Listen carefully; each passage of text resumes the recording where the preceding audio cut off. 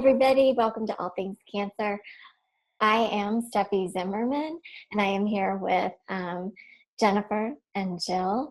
And as you know from watching the previous episode, they are both registered dental hygienists who work with oncology patients. And in this segment, we really wanted to highlight the importance of product selection. So we're going to use me as the case study. And the things that I struggled with when I went through my own cancer treatment were, first off, the mouth sores. So ladies, whichever order you'd like to go, let's talk about mouth sores. They were extremely painful to the point where saliva would collect in my mouth, and it was so painful to swallow that my mom had a trash can by the side. I would spit my saliva out rather than swallow it, not to mention the dehydration that could result from that.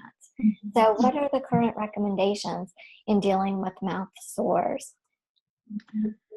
There are some simple things that you can do as far as when you're choosing over-the-counter type products, as far as ingredients to avoid.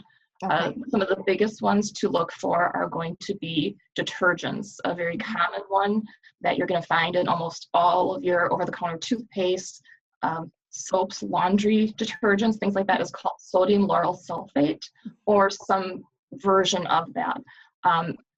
For some people, they can be very sensitive to that. I know for even my general patients that I see, if I have people that tend to have a lot of reoccurring canker sores, a lot of times if we switch them from a toothpaste that is free of sodium lauryl sulfate, a lot of times their canker sores will decrease or disappear.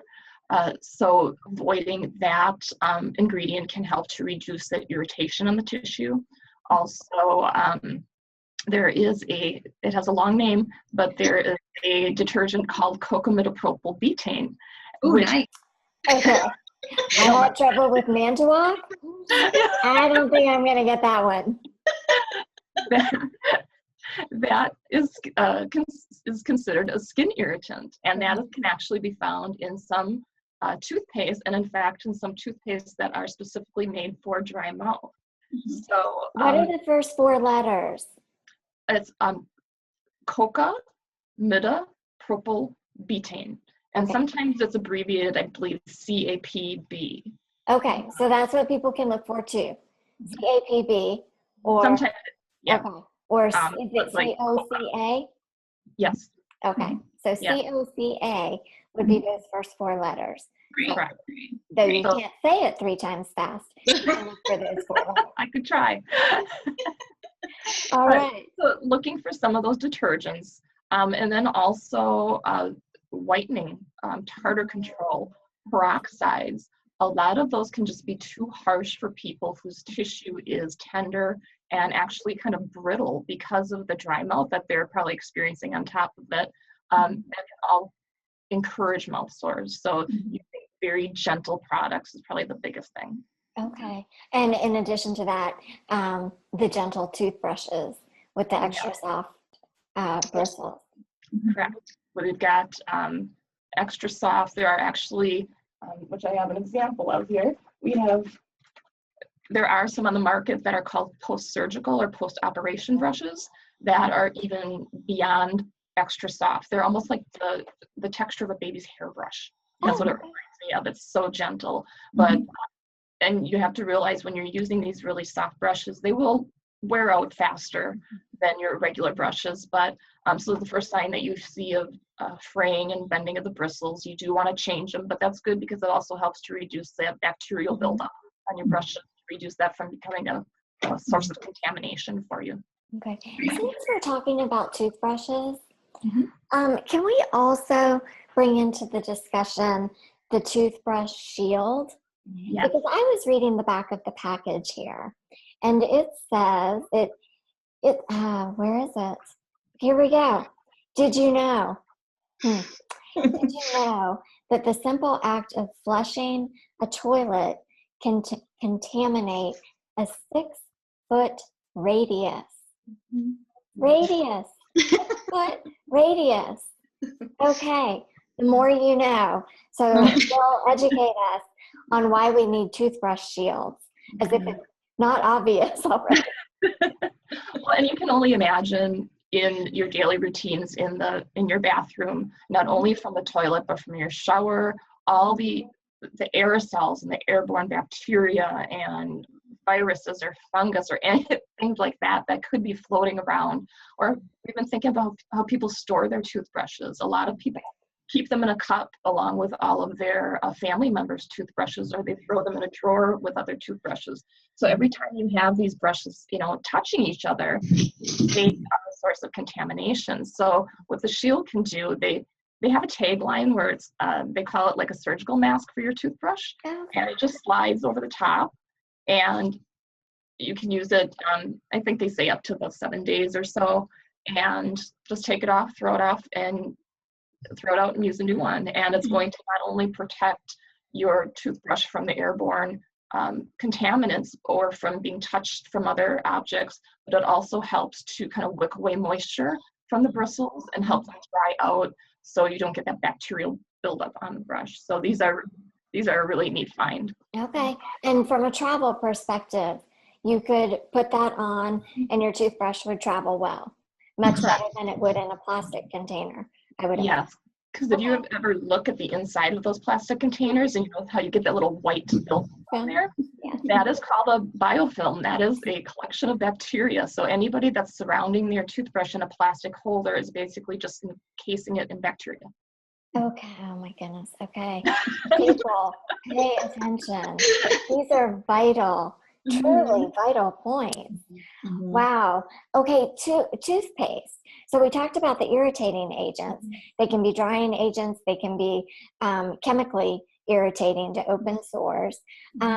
What are, from side effect support, what toothpaste do you recommend and do you sell through your online store? And we do have a very small store, so there are other options that are really nice options as well. But we do have the swiggle paste. We have either what they call the enamel saver or the tooth builder. Got mine. But they have a very high percentage of xylitol in them, which is a natural sugar substitute that is a natural sugar substitute, that has a different carbon structure than typical sugar, and it helps to protect your teeth against cavities. It helps to keep moisture inside of your mouth and can just be very soothing to the tissue. Great. And I love that there's also pediatric tooth gel. Yes, that also is a xylitol-based gel, and it comes in 3 different flavors. We've got what they consider the original flavor, I think, which has a little less flavor to it. They have bubble gum, they have strawberry banana, and it's safe to swallow. So that's the nicest thing. You can use this with littler children that have trouble spitting, or just if kids aren't feeling well, and sometimes it's hard to get them to go through those routines like that. You don't have to worry about them swallowing the paste. All right. Well, let's move from there into dry mouth, which is just a ginormous, these are ginormous issues for people. So let's talk dry mouth. As a clinician that deals with patients on a daily basis, I think this has to be the biggest source of frustration, is the dry mouth. And unfortunately, there isn't a product necessarily that works all day. I think we want to have something that we can just use in the morning and at night and have it, help us throughout the day. But there isn't anything at this point that offers that type of protection. So I always tell my patients, you have to think of it as a continuum of care. It has to be something that you have by your side all the time. And everybody responds differently to different products, so you just have to find the one that's right for you. But my biggest, let's see here, how do I want to put I hate to see them give up. Like, oh, nothing works, so I'm just not going to even manage my dry mouth. And that is really hard to see, because even though it's not the cure that you're looking for, it's still so important to manage from a dental cavity side and also just the comfort of your tissues. It really is long-term damage that you're doing to the inside of your mouth if you don't manage it. So it's a very frustrating source, and it's difficult to find solutions, but it is something that you have to work at on a daily basis to manage that. There's so many, when we have dry mouth, there's just certain missing ingredients from our saliva that help remineralize the tooth and balance everything out. And if we're not either replacing that or trying to fight it from a different angle, it's the side effects are long term. Wow. Yeah. So and that's one of the nice things. We've got such an array of products that are available with that, ranging from, the simple over-the-counter to the prescription. That's going to give you more power to fight that. And the nice thing is with these prescription products are not only there to mask the symptoms, they are there to add those vital components that Jennifer was talking about back into your saliva to help protect your teeth. And that can be something like as simple as a spray. I think, Steffi, you said you tried the spray and had some good results. This is the bomb. This is so good. And let me tell you why I like it. I mean, in addition to the fact that it's so effective, it tastes wonderful. And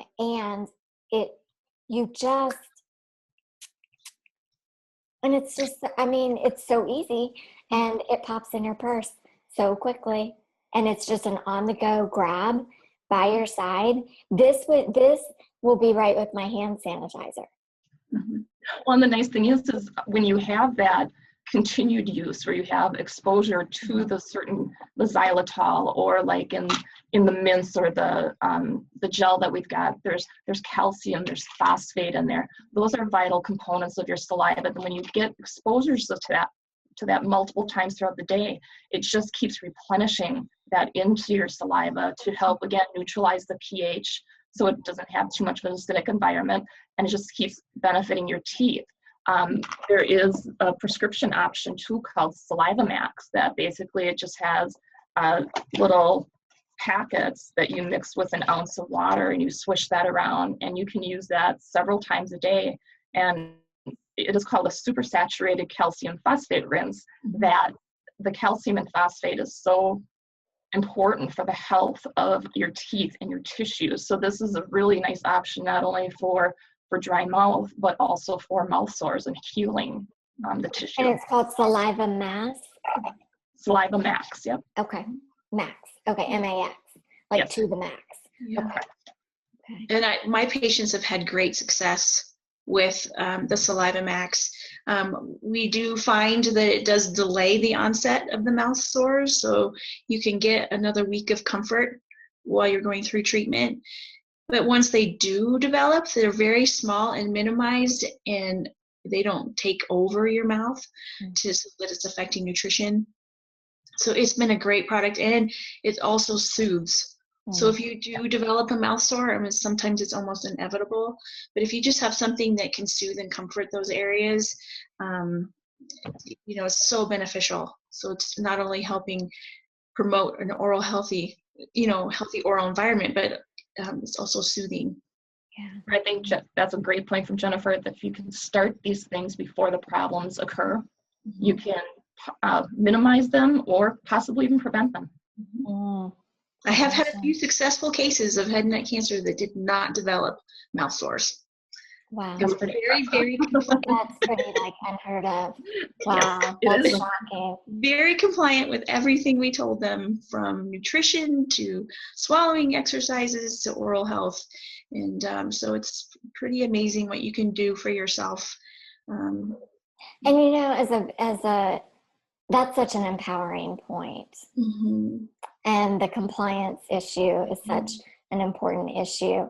And I think that speaks to effectiveness of education.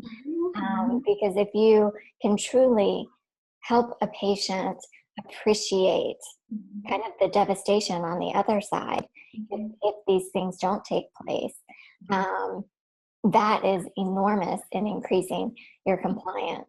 And so those are both, all very excellent points. One of the things I just need to say that Jill sent me like a Christmas carol. I felt like it was Christmas here when I got this package 2 days ago, and I just had all kinds of goodies to run through. One of the things that fascinated me was the oral gel. Can you talk with us about that? Mm-hmm.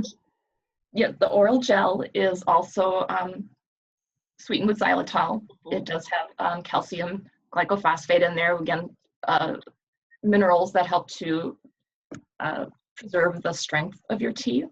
And it's just those, when you have a dry mouth, those are some of the things that your saliva just tends to not be producing for you then. So this is a nice thing that, especially before bed at night, a lot of people just say that they can put that in. It gives them longer relief, so they're not waking up choking or feeling like, they need to be up drinking water continuously throughout the night. Yeah, my water cup by my bedside is it's always there, which means you're constantly up during the night, and that's a matter of rest. Right. So all of this feeds into your overall sense of well-being as you're going through the treatment process, as you're recovering and you're trying to get back to your new normal life. So, and I want people to hear the common word that we're hearing quite a bit, xylitol. I can't communicate the flavor is just so good. It's just enough sweet, and it's the gel. Some people, I would imagine, are texture sensitive. Correct. I would imagine that would be something that you guys would hear about. But I tell you, it is so moisturizing to the inside of your mouth. The other thing that I want to mention is that Side Effect Support, their online store, is all of these products are affordable. So yes. I guess kind of as an ending point, Jill, well, actually not the ending point, because I wanted to share that the products that I've used for the dry mouth issue are the Biotene products. And I'm guessing that if I turn around and read the ingredient list, there may be some offenders on that list. And I have to say, because I now have points of comparison, that this will be my regimen. And I want, as a closing point, for people to understand just how affordable these products are. So Jill, will you speak to that? Yes, that was, a very big goal for me to keep everything as affordable as possible, because I think one thing that gets pushed on the wayside is that concept of financial toxicity that people go through after a diagnosis. It can be so absolutely overwhelming to them financially that I wanted to try to make everything as simple and as affordable as possible. So when somebody is not feeling well, they're not going from store to store to try to find things and reading, having to read all these labels and walking down this huge aisle. And they can sit in their jammies and by their computer, order it, have it delivered to their door, and not be exposed to a lot of germs and things like that. Because there are other things too, even which I guess I didn't touch on, like when we talk about even mouthwashes or certain things, is some of these products that are on the market are actually very acidic.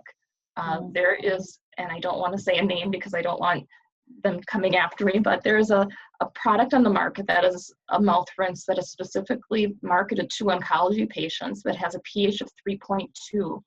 So that would be the equivalent about swishing with a diet soda. Wow. And that's just frightening to me that, that there are products being put out there that in the end really could cause some long-term damage for people. So doing research on pH levels, ingredients, all of those things can really help not only that short-term comfort issue, but that long-term damage that can occur. And I want to give a shout out to Jill, the countless hours that she has put into researching products. It seems like every day in the mail, I get something at the oncology center of what you can recommend for your patients. And you start reading through the ingredients list, and there's some offenders. unfortunately. And it's so for a patient to have to take on that task to help with their treatment and help with their, quality of life, is that it shouldn't be put upon them. So she has put countless hours of researching and interviewing, talking with the manufacturers about their products, like to an exhaustive level. Also, what I want to point out is that everything that she has on her store is evidence-based. These are evidence-based recommendations. This is not Jill's recommendations. All the product research as far as acidic levels and ingredients and what is necessary, but everything that she has on her store is also evidence-based, is what is recommended for care. Wow. Thank you. Yeah. That's big. So when you're coming in as a patient advocate and you're talking to your oncologist and you're telling him what you're using, and you're like, well, this is evidence-based care. Right. It's been researched and researched. Yeah, it's not anecdotal, it's not consensus, it's evidence-based. And that's a big deal. It's a real big deal. Jill, yeah, kudos. That's all. Thank you. Glass raised. Yes. I don't know how many other ways could I say that? Oh, you guys are great. So thankful for all that you do and your expertise and what you bring in terms of just enrichment and benefit to every individual that you touch. I think probably you don't fully appreciate the impact that you have. So for everybody else, I will say thank you. And we need to set our next date and our next topic, because you girls are going to be back with me again, and I look forward to that. So you ladies have a great day, and I will catch you on the flip side. And thanks for being with me. Thank you.